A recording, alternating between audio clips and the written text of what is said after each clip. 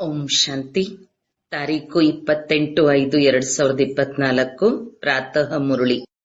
ಮಧುರ ಮಕ್ಕಳೇ, ತಂದೆಯು ಸರ್ವ ಸಂಬಂಧಗಳ ಪ್ರೀತಿಯ ಸಾಕ್ರಿನಾಗಿದ್ದಾರೆ. ಒಬ್ಬ ಪ್ರೀತಿಯ ಪ್ರಿಯತಮನನ್ನು ನೆನಪು ಮಾಡಿದರೆ ಬುದ್ಧಿಯು ಎಲ್ಲ ಕಡೆಯಿಂದ ದೂರವಾಗಿ ಬಿಡುತ್ತದೆ. ಪ್ರಶ್ನೆ: ಕರ್ಮಾತೀತರಾಗಲು ಸಹಜ ಪುರುಷಾರ್ಥ ಹಾಗೂ ಯುಕ್ತಿ ಏನಾಗಿದೆ? ಉತ್ತರ: ಸಹೋದರ ಸಹೋದರ ದೃಷ್ಟಿಯನ್ನು ಪಕ್ಕಾ ಮಾಡಿಕೊಳ್ಳುವ ಪುರುಷಾರ್ಥ ಮಾಡಿ. ಬುದ್ಧಿಯಿಂದ ಒಬ್ಬ ತಂದೆಯ ವಿನಃ ಮತ್ತೆಲ್ಲವನ್ನೂ ಮರೆಯಬೇಕು. ಯಾವುದೇ ದೇಹದ ಸಂಬಂಧವು ನೆನಪಿಗೆ ಬಾರದೇ ಇದ್ದಾಗ ಕರ್ಮಾತೀತರಾಗುತ್ತೀರಿ. ತಮ್ಮನ್ನು ಆತ್ಮ ಸಹೋದರ ಸಹೋದರ ಎಂದು ತಿಳಿದುಕೊಳ್ಳುವುದೇ ಪುರುಷಾರ್ಥದ ಗುರಿಯಾಗಿದೆ.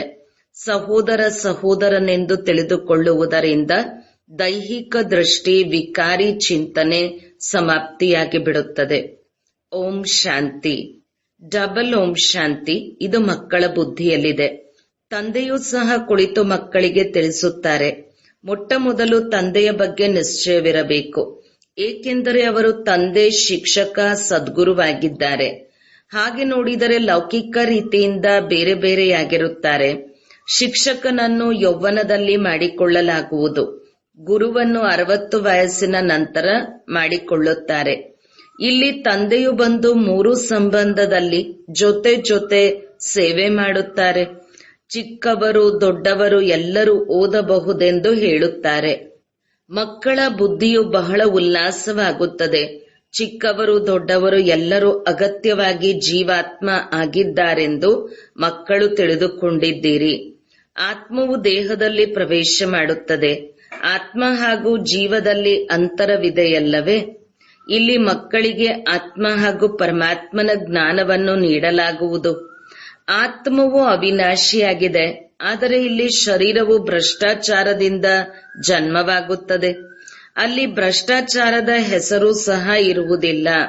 ಆ ಪ್ರಪಂಚವನ್ನು ಸಂಪೂರ್ಣ ನಿರ್ವಿಕಾರಿ ಪ್ರಪಂಚವೆಂದು ಹೇಳಲಾಗುವುದು. ಶ್ರೇಷ್ಠಾಚಾರಿ ಮತ್ತು ಭ್ರಷ್ಟಾಚಾರಿಯ ಅಕ್ಷರವಿದೆಯಲ್ಲವೇ? ಇವೆಲ್ಲ ಮಾತುಗಳನ್ನು ತಂದೆಯೇ ತಿಳಿಸಿಕೊಡುತ್ತಾರೆ.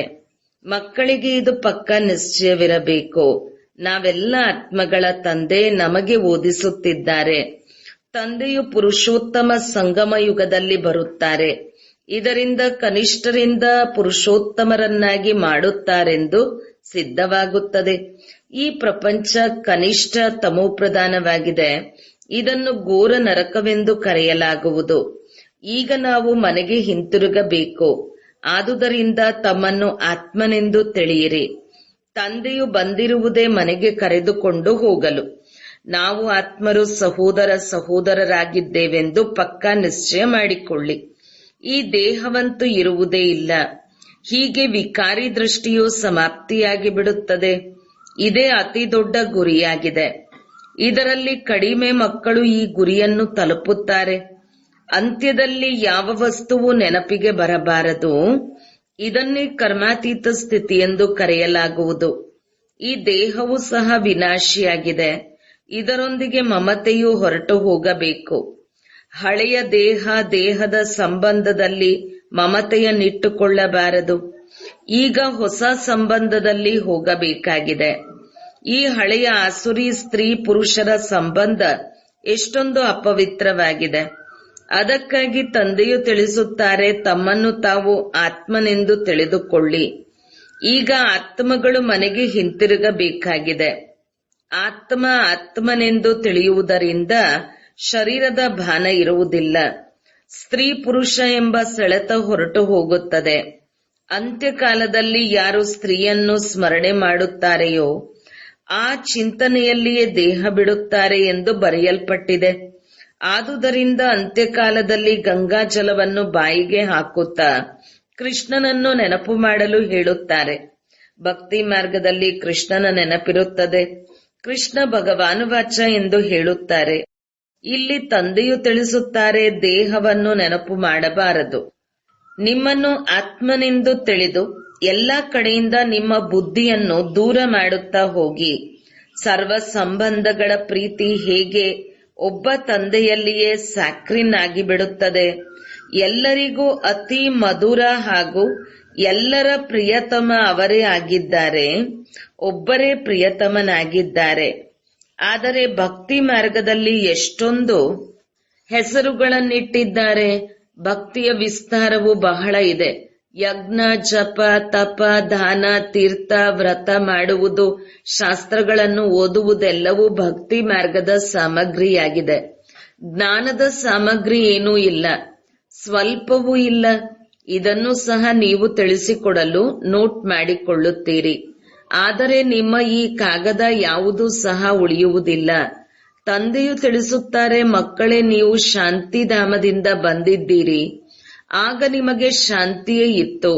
ಶಾಂತಿ ಸಾಗರನಿಂದ ಶಾಂತಿಯ ಪವಿತ್ರತೆಯ ಆಸ್ತಿಯನ್ನು ಪಡೆದುಕೊಳ್ಳುತ್ತೀರಿ. ಈಗ ನೀವು ಆಸ್ತಿಯನ್ನು ಪಡೆದುಕೊಳ್ಳುತ್ತಿದ್ದೀರಲ್ಲವೇ? ಜ್ಞಾನವನ್ನು ಸಹ ಪಡೆಯುತ್ತಿದ್ದೀರಿ. ನಿಮ್ಮ ಪದವಿಯು ನಿಮ್ಮ ಮುಂದೆ ನಿಂತಿದೆ. ಈ ಜ್ಞಾನವನ್ನು ತಂದೆಯ ಹೊರತು ಅನ್ಯರು ಯಾರು ಕೊಡಲು ಸಾಧ್ಯವಿಲ್ಲ. ಇದು ಆತ್ಮೀಯ ಜ್ಞಾನವಾಗಿದೆ. ಆತ್ಮದ ಜ್ಞಾನವನ್ನು ಕೊಡಲು ಆತ್ಮೀಯ ತಂದೆಯು ಒಮ್ಮೆಯೇ ಬರುತ್ತಾರೆ. ಅವರಿಗೆ ಪತೀತ ಪಾವನನೆಂದು ಹೇಳುತ್ತಾರೆ. ಮುಂಜಾನೆ ಮಕ್ಕಳಿಗೆ ಕುಳಿತು ಡ್ರಿಲ್ ಮಾಡಿಸುತ್ತಾರೆ. ವಾಸ್ತವದಲ್ಲಿ ಇದನ್ನು ಡ್ರಿಲ್ ಎಂದು ಹೇಳಲಾಗುವುದಿಲ್ಲ. ಕೇವಲ ತಂದೆಯು ತಿಳಿಸುತ್ತಾರೆ, ಮಕ್ಕಳೇ, ತಮ್ಮನ್ನು ಆತ್ಮನೆಂದು ತಿಳಿದು ನನ್ನನ್ನು ನೆನಪು ಮಾಡಿ. ಎಷ್ಟೊಂದು ಸಹಜವಾಗಿದೆ. ನೀವು ಆತ್ಮ ಅಲ್ಲವೇ ಅಂದಾಗ ಎಲ್ಲಿಂದ ಬಂದಿರಿ? ಪರಮಧಾಮದಿಂದ. ಈ ರೀತಿಯಾಗಿ ಬೇರೆ ಯಾರು ಕೇಳುವುದಿಲ್ಲ. ಪಾರಲೌಕಿಕ ತಂದೆಯೇ ಮಕ್ಕಳನ್ನು ಕೇಳುತ್ತಾರೆ, ಮಕ್ಕಳೇ, ಈ ಶರೀರದಲ್ಲಿ ಪಾತ್ರವನ್ನು ಅಭಿನಯಿಸಲು ಪರಮಧಾಮದಿಂದ ಬಂದಿದ್ದೀರಲ್ಲವೇ? ಪಾತ್ರವನ್ನು ಅಭಿನಯಿಸುತ್ತಾ ಈಗ ನಾಟಕ ಪೂರ್ಣವಾಯಿತು. ಆತ್ಮ ಪತೀತವಾದ ಕಾರಣ ಶರೀರವು ಪತೀತವಾಯಿತು. ಚಿನ್ನದಲ್ಲಿಯೇ ಕಲಬೆರಕೆಯಾಗುತ್ತದೆ, ಮತ್ತೆ ಅದನ್ನು ಕರಗಿಸಲಾಗುವುದು. ಸನ್ಯಾಸಿಗಳು ಇದರ ಅರ್ಥವನ್ನು ಎಂದಿಗೂ ತಿಳಿಸುವುದಿಲ್ಲ. ಅವರು ಈಶ್ವರನನ್ನು ತಿಳಿದುಕೊಂಡಿಲ್ಲ. ಈಶ್ವರನೊಂದಿಗೆ ಸಂಬಂಧ ಜೋಡಿಸುವುದನ್ನು ಅವರು ಒಪ್ಪುವುದಿಲ್ಲ. ತಂದೆಯು ಕಲಿಸುವುದನ್ನು ಬೇರೆ ಯಾರು ಕಲಿಸಲು ಸಾಧ್ಯವಿಲ್ಲ. ಇಲ್ಲಿ ಪ್ರತ್ಯಕ್ಷವಾಗಿ ಶ್ರಮ ಪಡಬೇಕಾಗುವುದು. ತಂದೆಯು ಇಲ್ಲಿ ಎಷ್ಟೊಂದು ಸಹಜವಾಗಿ ತಿಳಿಸಿಕೊಡುತ್ತಾರೆ. ಹೇ ಪತೀತ ಪಾವನ, ಸರ್ವಶಕ್ತಿವಂತ ಎಂದು ಹಾಡುತ್ತಾರೆ. ಅವರಿಗೆ ಶ್ರೀ ಶ್ರೀ ಎಂದು ಕರೆಯಲಾಗುವುದು ಹಾಗೂ ದೇವತೆಗಳಿಗೂ ಶ್ರೀ ಎಂದು ಕರೆಯಲಾಗುತ್ತದೆ. ಅದು ಅವರಿಗೆ ಶೋಭಿಸುತ್ತದೆ. ಅವರ ಆತ್ಮ ಹಾಗೂ ಶರೀರವೆರಡೂ ಪವಿತ್ರವಾಗಿರುತ್ತದೆ. ಆತ್ಮನನ್ನು ಯಾರೂ ನಿರ್ಲೇಪವೆಂದು ಹೇಳಲು ಸಾಧ್ಯವಿಲ್ಲ. ಆತ್ಮವೇ 84 ಜನ್ಮಗಳನ್ನು ತೆಗೆದುಕೊಳ್ಳುತ್ತದೆ. ಆದರೆ ಮನುಷ್ಯರು ತಿಳಿಯದಿರುವ ಕಾರಣ ಆತ್ಮವನ್ನು ಅಸತ್ಯ ಮಾಡಿಬಿಟ್ಟಿದ್ದಾರೆ. ಒಬ್ಬ ತಂದೆಯೇ ಬಂದು ಸತ್ಯವನ್ನಾಗಿ ಮಾಡುತ್ತಾರೆ. ರಾವಣನು ಅಸತ್ಯವನ್ನಾಗಿ ಮಾಡುತ್ತಾನೆ. ನಿಮ್ಮ ಬಳಿ ಚಿತ್ರವೂ ಇದೆ. ಉಳಿದಂತೆ 10 ತಲೆಯುಳ್ಳಂತಹ ರಾವಣ ಯಾರೂ ಇರುವುದಿಲ್ಲ. ಸತ್ಯಯುಗದಲ್ಲಿ ರಾವಣನಿರುವುದಿಲ್ಲ ಎನ್ನುವುದು ಸ್ಪಷ್ಟವಿದೆ.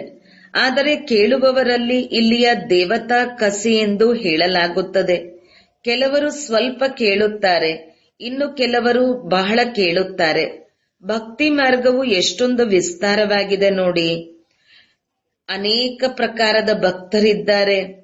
ಅಲ್ಲದೆ ಮೊದಲಿನಿಂದಲೂ ಕೇಳಿರುತ್ತಾರೆ, ಕೃಷ್ಣನು ಗೋಪಿಕೆಯರನ್ನು ಓಡಿಸಿಕೊಂಡು ಹೋದ ಎಂದು ಹೇಳುತ್ತಾರೆ.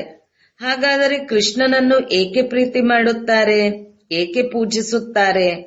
ಆದುದರಿಂದ ತಂದೆಯು ಕುಳಿತು ತಿಳಿಸುತ್ತಾರೆ, ಕೃಷ್ಣನು ಮೊದಲನೇ ರಾಜಕುಮಾರನಾಗಿರುತ್ತಾನೆ.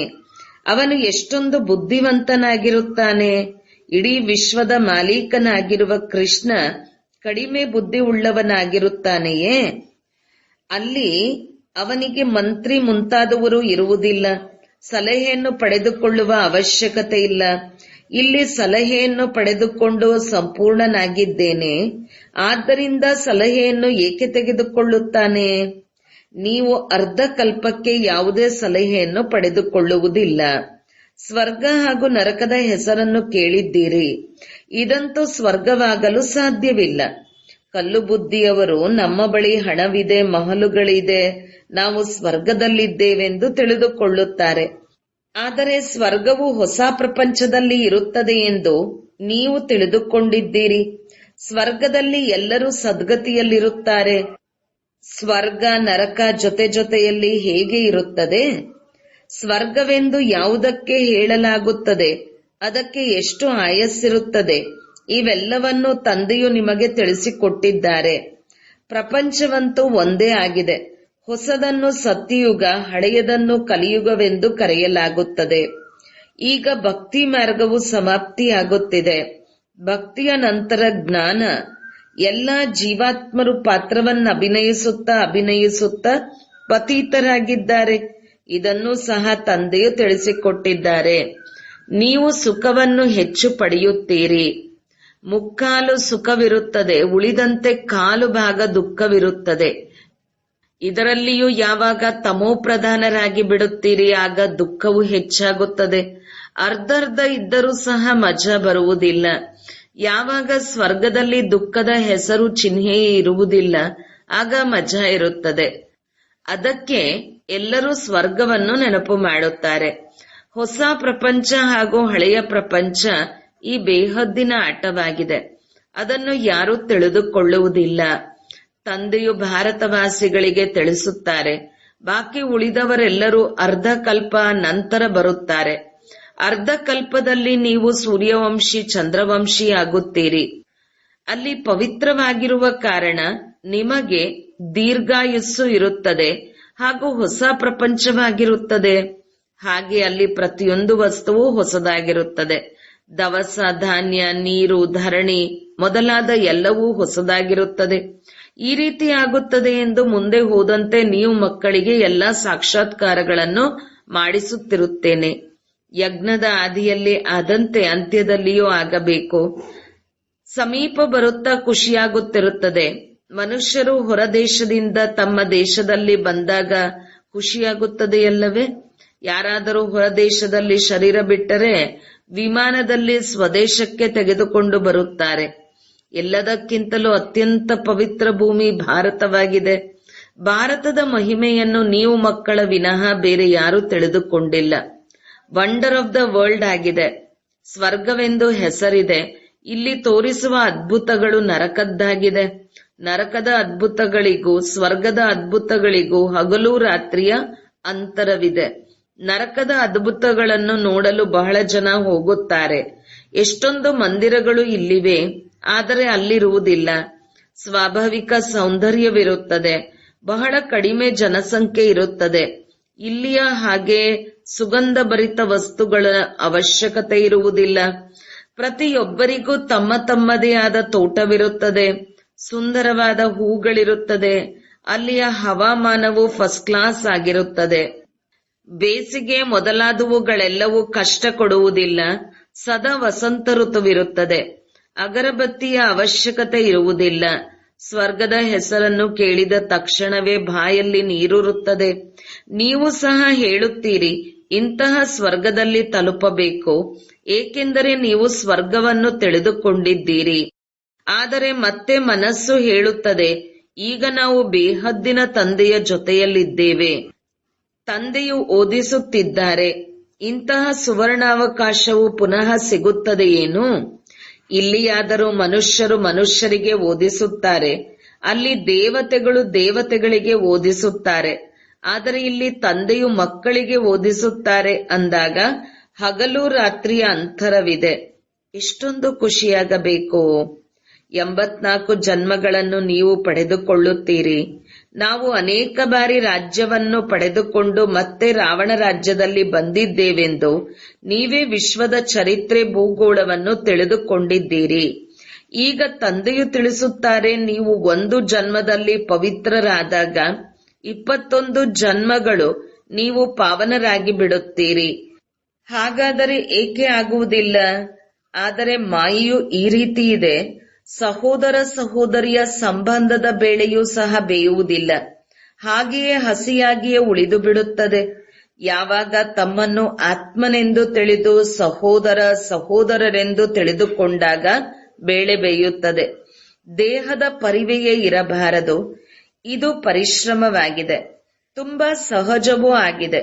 ಯಾರಿಗಾದರೂ ತುಂಬಾ ಕಷ್ಟವೆಂದರೆ ಅವರ ಮನಸ್ಸು ತುಂಬಾ ದೂರವಾಗಿ ಬಿಡುತ್ತದೆ. ಆದ್ದರಿಂದ ಇದನ್ನು ಸಹಜ ಯೋಗ ಎಂದು ಹೆಸರಿಡಲಾಗಿದೆ. ಜ್ಞಾನವು ಸಹಜವಾಗಿದೆ. 84 ಜನ್ಮಗಳ ಚಕ್ರವನ್ನು ತಿಳಿದುಕೊಳ್ಳುವುದು, ಮೊಟ್ಟ ಮೊದಲು ತಂದೆಯ ಪರಿಚಯವನ್ನು ಕೊಡುವುದು. ತಂದೆಯ ನೆನಪಿನಿಂದ ಮಾತ್ರ ಆತ್ಮದಲ್ಲಿರುವ ತುಕ್ಕು ಬಿಟ್ಟು ಹೋಗುತ್ತದೆ ಹಾಗೂ ಪವಿತ್ರ ಪ್ರಪಂಚದ ಆಸ್ತಿಯನ್ನು ಪಡೆಯುತ್ತೀರಿ. ಆದ್ದರಿಂದ ಮೊದಲು ತಂದೆಯನ್ನು ನೆನಪು ಮಾಡಿ. ಭಾರತದ ಪ್ರಾಚೀನ ಯೋಗವೆಂದು ಹೇಳುತ್ತೀರಿ. ಅದರಿಂದ ಭಾರತಕ್ಕೆ ವಿಶ್ವದ ರಾಜ್ಯಭಾಗ್ಯ ಸಿಗುತ್ತದೆ. ಪ್ರಾಚೀನವೆಂದರೆ ಎಷ್ಟು ವರ್ಷಗಳಾಯಿತು? ಆಗ ಲಕ್ಷಾಂತರ ವರ್ಷವೆಂದು ಹೇಳುತ್ತಾರೆ. 5000 ವರ್ಷಗಳೆಂದು ನಿಮಗೆ ತಿಳಿದಿದೆ. ಅದೇ ರಾಜಯೋಗವನ್ನು ತಂದೆಯು ಕಲಿಸುತ್ತಾರೆ. ಇದರಲ್ಲಿ ಗೊಂದಲವಾಗುವ ಅಗತ್ಯವಿಲ್ಲ. ನೀವಾತ್ಮರ ನಿವಾಸ ಸ್ಥಾನ ಎಲ್ಲಿದೆ ಎಂದು ಕೇಳಲಾಗುತ್ತದೆ. ನಮ್ಮ ನಿವಾಸ ಸ್ಥಾನ ಭ್ರುಕುಟಿ ಎಂದು ಹೇಳುತ್ತೀರಿ. ಆದ್ದರಿಂದ ಆತ್ಮವನ್ನೇ ನೋಡಬೇಕಾಗುವುದು. ಈ ಜ್ಞಾನವು ಈಗ ನಿಮಗೆ ಸಿಗುತ್ತದೆ. ನಂತರ ಅಲ್ಲಿ ಈ ಜ್ಞಾನದ ಅವಶ್ಯಕತೆ ಇರುವುದಿಲ್ಲ. ಮುಕ್ತಿ ಜೀವನ್ಮುಕ್ತಿಯನ್ನು ಪಡೆದ ನಂತರ ಸಮಾಪ್ತಿಯಾಗುತ್ತದೆ. ಮುಕ್ತಿಯವರು ತಮ್ಮ ಸಮಯದಲ್ಲಿ ಜೀವನ್ಮುಕ್ತಿಯಲ್ಲಿ ಬಂದು ಸುಖವನ್ನು ಪಡೆಯುತ್ತಾರೆ. ಎಲ್ಲರೂ ಮುಕ್ತಿಯಿಂದ ಜೀವನ್ಮುಕ್ತಿಯಲ್ಲಿ ಬರುತ್ತಾರೆ. ಇಲ್ಲಿಂದ ಶಾಂತಿಧಾಮಕ್ಕೆ ಹೋಗುತ್ತಾರೆ. ಇನ್ನು ಯಾವುದೇ ಪ್ರಪಂಚವಿಲ್ಲ. ನಾಟಕದ ಅನುಸಾರವಾಗಿ ಎಲ್ಲರೂ ಹಿಂತಿರುಗಿ ಹೋಗಬೇಕಾಗಿದೆ. ವಿನಾಶದ ತಯಾರಿಯು ನಡೆಯುತ್ತಿದೆ. ಇಷ್ಟೊಂದು ಖರ್ಚು ಮಾಡಿ ಅಣುಬಾಂಬನ್ನು ತಯಾರು ಮಾಡುತ್ತಿರುವಾಗ ಅವನ್ನು ಹಾಗೆಯೇ ಇಟ್ಟುಕೊಳ್ಳುತ್ತಾರೇನು? ಅವುಗಳಿರುವುದೇ ವಿನಾಶಕ್ಕಾಗಿ. ಸತ್ಯ ತ್ರೇತಾಯುಗದಲ್ಲಿ ಈ ವಸ್ತುಗಳು ಇರುವುದಿಲ್ಲ. ಈಗ 84 ಜನ್ಮಗಳು ಪೂರ್ಣವಾಯಿತು. ಈಗ ಈ ಶರೀರವನ್ನು ಬಿಟ್ಟು ಮನೆಗೆ ಹೋಗಬೇಕು. ದೀಪಾವಳಿಯಲ್ಲಿ ಎಲ್ಲರೂ ಒಳ್ಳೊಳ್ಳೆಯ ವಸ್ತ್ರಗಳನ್ನು ಧರಿಸುತ್ತಾರಲ್ಲವೇ? ನೀವು ಆತ್ಮರು ಸಹ ಹೊಸದಾಗಿ ಆಗುತ್ತೀರಿ. ಇದು ಬೇಹದ್ದಿನ ಮಾತಾಗಿದೆ. ಆತ್ಮ ಪವಿತ್ರವಾಗುವುದರಿಂದ ಶರೀರವು ಫಸ್ಟ್ ಕ್ಲಾಸ್ ಆಗಿರುವುದೇ ಸಿಗುತ್ತದೆ. ಈ ಸಮಯ ನಕಲಿ ಶೋ ಮಾಡುತ್ತಾರೆ. ಪೌಡರ್ ಮೊದಲಾದವುಗಳನ್ನು ಹಾಕಿಕೊಂಡು ಬಹಳ ಸುಂದರವಾಗಿ ಬಿಡುತ್ತಾರೆ. ಅಲ್ಲಿ ಸ್ವಾಭಾವಿಕ ಸೌಂದರ್ಯವಿರುತ್ತದೆ. ಆತ್ಮವು ಸದಾ ಕಾಲಕ್ಕಾಗಿ ಸುಂದರವಾಗಿ ಬಿಡುತ್ತದೆ. ಇದನ್ನು ನೀವು ತಿಳಿದುಕೊಂಡಿದ್ದೀರಿ. ಶಾಲೆಯಲ್ಲಿ ಎಲ್ಲರೂ ಒಂದೇ ರೀತಿಯಲ್ಲಿ ಇರುವುದಿಲ್ಲ. ನಾವು ಇಂತಹ ಲಕ್ಷ್ಮೀನಾರಾಯಣರಾಗಬೇಕೆಂದು ಪುರುಷಾರ್ಥ ಮಾಡುತ್ತೀರಿ. ಇದು ನಮ್ಮ ಈಶ್ವರೀಯ ಕುಲವಾಗಿದೆ. ನಂತರ ಇದು ಸೂರ್ಯವಂಶಿ ಚಂದ್ರವಂಶಿ ಮನೆತನವಾಗುತ್ತದೆ. ನಮ್ಮ ಬ್ರಾಹ್ಮಣರ ರಾಜ್ಯವಿಲ್ಲ. ಈಗ ನೀವು ಸಂಗಮದಲ್ಲಿದ್ದೀರಿ. ಈ ಕಲಿಯುಗದಲ್ಲಿ ರಾಜ್ಯವಿಲ್ಲ. ಒಂದು ವೇಳೆ ಯಾವುದಾದರೂ ರಾಜ್ಯಭಾರವು ಉಳಿಯಬಹುದು, ಆದರೆ ಎಂದಿಗೂ ಇಲ್ಲದಂತಾಗುವುದಿಲ್ಲ. ಈಗ ನೀವು ಈ ರೀತಿಯಾಗಲು ಪುರುಷಾರ್ಥ ಮಾಡುತ್ತಿದ್ದೀರಿ. ಅವರು ತಂದೆಯಾಗಿದ್ದು ನಾವು ಆತ್ಮರು ಸಹೋದರ ಸಹೋದರತೆಯಿಂದ ನೋಡುತ್ತೀರಿ. ಪರಸ್ಪರ ಸಹೋದರ ಸಹೋದರರನ್ನು ನೋಡಿ ಎಂದು ತಿಳಿಸುತ್ತಾರೆ. ಜ್ಞಾನದ 3ನೆಯ ನೇತ್ರ ದೊರೆತಿದೆಯಲ್ಲವೇ? ನೀವಾತ್ಮ ಎಲ್ಲಿ ನಿವಾಸ ಮಾಡುತ್ತೀರಿ? ಆತ್ಮ ಸಹೋದರ ಕೇಳುತ್ತದೆ, ಆತ್ಮವು ಎಲ್ಲಿರುತ್ತದೆ? ಇಲ್ಲಿ ಭ್ರುಕುಟಿಯಲ್ಲಿ ಎಂದು ಹೇಳಲಾಗುತ್ತದೆ. ಇದಂತೂ ಸಾಮಾನ್ಯ ಶಬ್ದವಾಗಿದೆ. ಒಬ್ಬ ತಂದೆಯ ಹೊರತು ಯಾರ ನೆನಪು ಬರಬಾರದು. ಅಂತ್ಯದಲ್ಲಿ ಶರೀರವೂ ಸಹ ತಂದೆಯ ನೆನಪಿನಲ್ಲಿ ಬಿಡಬೇಕು. ಈ ಅಭ್ಯಾಸವನ್ನು ಪಕ್ಕಾ ಮಾಡಿಕೊಳ್ಳಬೇಕು. ಒಳ್ಳೆಯದು. ಮಧುರಾತಿ ಮಧುರ ಅಗಲಿ ಮರಳಿ ಸಿಕ್ಕಿರುವ ಮಕ್ಕಳ ಪ್ರತಿ ಮಾತಾಪಿತಾ ಬಾಪ್ದಾದರವರ ನೆನಪು, ಪ್ರೀತಿ ಹಾಗೂ ಸುಪ್ರಭಾತ. ಆತ್ಮೀಯ ಮಕ್ಕಳಿಗೆ ಆತ್ಮೀಯ ತಂದೆಯ ನಮಸ್ತೆ. ಧಾರಣೆಗಾಗಿ ಮುಖ್ಯ ಸಾರ. ಸತ್ಯಯುಗದಲ್ಲಿ ಫಸ್ಟ್ ಕ್ಲಾಸ್ ಸುಂದರ ಶರೀರವನ್ನು ಪ್ರಾಪ್ತಿ ಮಾಡಿಕೊಳ್ಳಲು ಈಗ ಆತ್ಮವನ್ನು ಪಾವನ ಮಾಡಿಕೊಳ್ಳಬೇಕಾಗಿದೆ. ತುಕ್ಕನ್ನು ತೆಗೆದುಹಾಕಬೇಕು. ನಕಲಿ ಶೋ ಮಾಡಬಾರದು. 2. ಸದಾ ಪವಿತ್ರವಾಗಿರಲು ಅಭ್ಯಾಸ ಮಾಡಬೇಕು. ಏಕೆಂದರೆ ಒಬ್ಬ ತಂದೆಯ ಹೊರತು ಮತ್ತೇನೂ ನೆನಪಿಗೆ ಬರಬಾರದು. ಈ ದೇಹವನ್ನು ಮರೆತು ಬಿಡಬೇಕು. ಸಹೋದರ ಸಹೋದರ ದೃಷ್ಟಿಯನ್ನು ಸ್ವಾಭಾವಿಕವಾಗಿ ಪಕ್ಕಾ ಆಗಿಬಿಡಬೇಕು. ವರದಾನ: ಶುಭ ಭಾವನೆ ಶುಭ ಕಾಮನೆಯ ಸಹಯೋಗದಿಂದ ಆತ್ಮಗಳನ್ನು ಪರಿವರ್ತನೆ ಮಾಡುವಂತಹ ಸಫಲತಾ ಸಂಪನ್ನ ಭವ. ಯಾವಾಗ ಯಾವುದೇ ಕಾರ್ಯದಲ್ಲಿ ಸರ್ವ ಬ್ರಾಹ್ಮಣ ಮಕ್ಕಳು ಸಂಘಟಿತ ರೂಪದಲ್ಲಿ ತಮ್ಮ ಮನಸ್ಸಿನ ಶುಭ ಭಾವನೆಗಳು ಮತ್ತು ಶುಭ ಕಾಮನೆಗಳ ಸಹಯೋಗ ಕೊಡುತ್ತಾರೆ, ಆದ್ದರಿಂದ ಈ ಸಹಯೋಗದಿಂದ ವಾಯುಮಂಡಲದ ಕೋಟೆ ಆಗಿಬಿಡುವುದು. ಯಾವುದು ಆತ್ಮಗಳನ್ನು ಪರಿವರ್ತನೆ ಮಾಡಿಬಿಡುವುದು. ಹೇಗೆ 5 ಬೆರಳುಗಳು ಸಹಯೋಗದಿಂದ ಎಷ್ಟೇ ದೊಡ್ಡ ಕಾರ್ಯ ಸಹಜವಾಗಿ ಬಿಡುವುದು, ಅದೇ ರೀತಿ ಪ್ರತಿಯೊಬ್ಬ ಬ್ರಾಹ್ಮಣ ಮಕ್ಕಳ ಸಹಯೋಗ ಸೇವೆಯಲ್ಲಿ ಸಫಲತಾ ಸಂಪನ್ನರನ್ನಾಗಿ ಮಾಡಿಬಿಡುವುದು. ಸಹಯೋಗದ ಫಲಿತಾಂಶ ಸಫಲತೆಯಾಗಿದೆ. ಸ್ಲೋಗನ್: ಹೆಜ್ಜೆ ಹೆಜ್ಜೆಯಲ್ಲಿ ಪದುಮಗಳಷ್ಟು ಸಂಪಾದನೆ ಜಮಾ ಮಾಡುವವರೇ ಎಲ್ಲರಿಗಿಂತ ದೊಡ್ಡ ಧನವಂತರಾಗಿದ್ದಾರೆ. ಓಂ ಶಾಂತಿ.